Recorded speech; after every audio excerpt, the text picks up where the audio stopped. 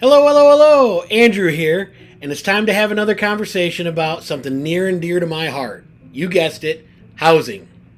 The inspiration for this video comes from Andrei Jikh and a recent video he just published reviewing an article by Jared Brock titled, "The Real Estate Bubble Won't Pop." In the article, Jared makes the argument how in 50 years from now, the average single-family home will cost in excess of $10 million, and he illustrates how he gets there. He also believes that the housing being that expensive will be completely unaffordable for the average day-to-day American, and that all real estate will be owned by either large corporations or rich people. Now, if you go down to the description, you're going to find a link to Andrei's video because he does a fabulous job discussing this article and breaking it down into easy ways to understand. Rather than thinking of this video as a critique of Andrei's video, instead, consider the idea that I'm a professional housing provider, so I thought it would be good if I could bring some fresh perspective on the subject. Basically, the subject of what our future housing needs are is something that's very complex. It's something we don't often talk about, but rest assured, it's not all bad news. One of the points worth mentioning is the idea that Andrei points to that housing has consistently increased in price over the last 50 years. He points to high raw material costs and inflation. By now, most of us have seen that lumber prices are starting to drop back down, and they're coming closer and closer to pre-pandemic lows. In addition to that, inflation is something that we're always going to have to contend with.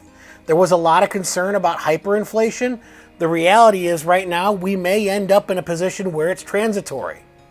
One thing I thought that was left out of this portion of the conversation, though, was the fact that if you compare back to what we were building back in the 1950s, 1960s, 1970s, we're flat out building bigger homes than what we used to build.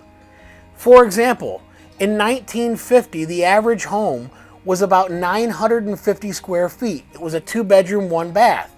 That moved all the way up to 1,350 square feet by the time we moved to the 1970s.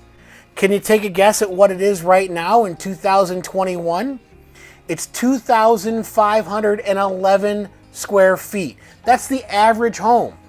If we just go ahead and right size what our family needs are, well, then we might find out that we literally could produce double the amount of housing that we're producing today.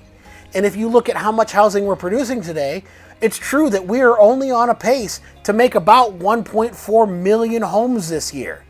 But if you were to double that, that's 2.8 million homes.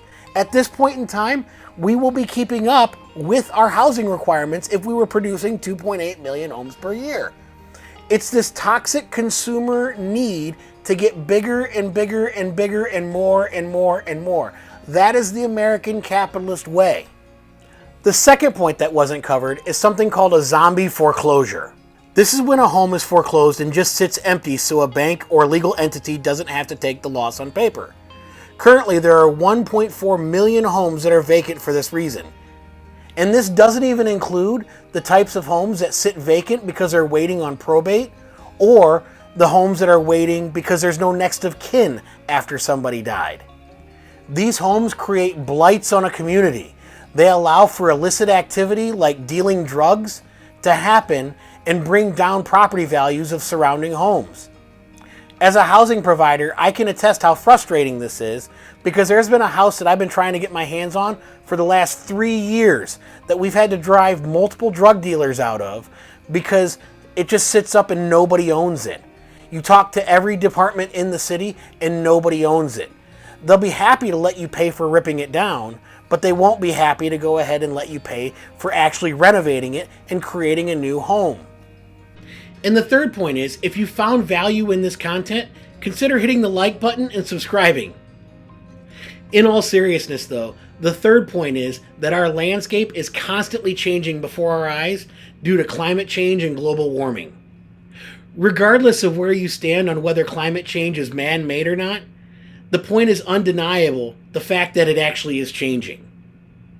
A little known fact is that in 2020 alone, there were 1.7 million people who were relocated because of forest fires, natural disasters, and changing coastlines.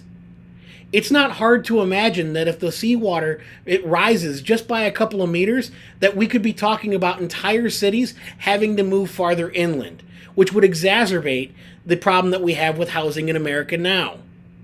In addition, it's not only possible that our own people would be forced to migrate inland, we could be talking about mass migrations of entire countries trying to move to higher ground.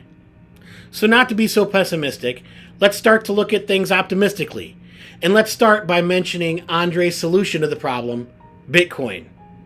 Now, I laughed out loud when he said this, but let's be real. We all knew where he was going. To quote one of my friends, when it comes to taking a look at investing toward the future, he ain't wrong. Investing toward the future is one of the best ways to go ahead and prepare for calamities like he's talking about and housing crises like he's talking. One way to avoid the dystopian future of corporate home ownership is to trust in innovation. Let me explain. When we look at the EV market, currently right now, Tesla is literally dragging the entire world behind it. It's grabbed it by the hair and just drug it on behind. Nobody was investing into EVs before Tesla. That's 100-year-old technology, the internal combustion engine. And it took literally a company to go out of its way to produce a new technology, and after about a decade was able to achieve economies of scale, and Moore's Law is now going to lead us to an electric future. We will probably be all driving electric by no later than, I'm going to say, 2040. Just as Tesla has done with EVs, there are companies right now that are completely rethinking housing as we know it. From 3D printing to boxable factory foldouts to insulated stacking blocks being used to produce homes, and even the revival of the Quonset hut. If I was a betting man, I would be willing to bet there's at least a breakthrough or two coming in the next decade when it comes to housing, and that we'll be surprised at what we'll be living like in 50 years. As far as the Tesla example goes, yes, it took them years to develop products in the supply chain to gain cost parity. But mark my words, when transportation becomes a service, the entire world is going to change. Parking lots are going to no longer be necessary for at least 4 out of 5 of them that exist in America. Garages will no longer be needed. Imagine when that kind of breakthrough happens for housing. It'll hit us before we even know it. Our grandkids will not be able to conceive of the world that we live in today.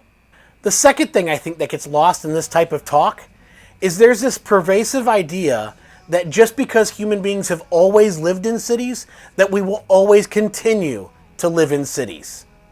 There's an argument to be made that cities are already dying as more and more people take upon a work-at-home lifestyle. If you get the opportunity, check out Louis Rossman's channel.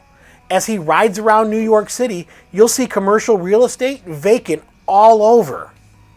This will become more and more common as our world digitizes, Amazon drop shipping continues to bring us all of our products, and transportation evolves. I mean, I live in Northwest Ohio. It's not uncommon here for somebody to drive 45 minutes to an hour and a half, and that's just one way to go ahead and make a day trip. That's not uncommon at all. What happens when we start applying Moore's Law to transportation, like what Virgin Galactic is trying to achieve with supersonic flights? Once it turns into the idea that I can travel in less time now to get to Myrtle Beach than I could to go ahead and to go to Cedar Point right now, what use is there going to be to live on the coasts? People will start to leave the cities in droves where they can have more land and they can actually be in control of their own future. And for those of you that think that that's crazy talk, I might be the oldest millennial on YouTube, but I'm going to tell you that it wasn't but 25 years ago and people didn't have cell phones with them everywhere they went. These little supercomputers you are carrying around with you right now, that you may be watching this video on, chances are it has more processing power than what we sent our first astronauts to the moon with. Let that sink in. You're carrying around a supercomputer in your pocket watching this video on something that is stronger than the computers we sent to the moon. That's what happens over the course of 50 or 60 years. So for us to say that this could not happen and involve transportation, I think that that's a bit ludicrous. Well, that about wraps up today's episode. What I want to know, though, are what your thoughts are on the subject. Tell me about it down in the comments below. And thanks again for joining me today. If you haven't done so already, please hit that thumbs up button, consider clicking that subscribe button, and share this with one of your friends. It really does help out the channel. Here we produce videos twice every week. And until next time, I'm Andrew Sherman. This is the Dad Manual. And always remember, failure isn't bad. Failure to try and learn is. Have a good one.